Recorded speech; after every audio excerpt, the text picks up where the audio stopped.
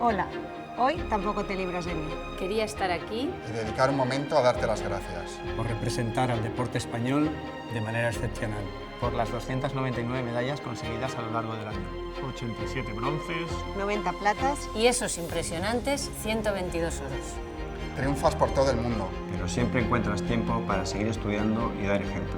Participando en el programa Todos Olímpicos Fair Play. Transmitiendo tus valores a las nuevas generaciones.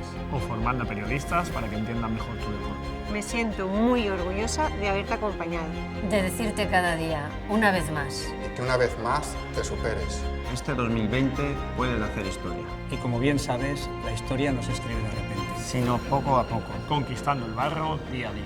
Sé que tú ya lo estás visualizando. Así que intenta visualizar esto también. Toda la comunidad valenciana y toda España celebrando. No solo celebrando medallas. Celebrando tenerte como referente.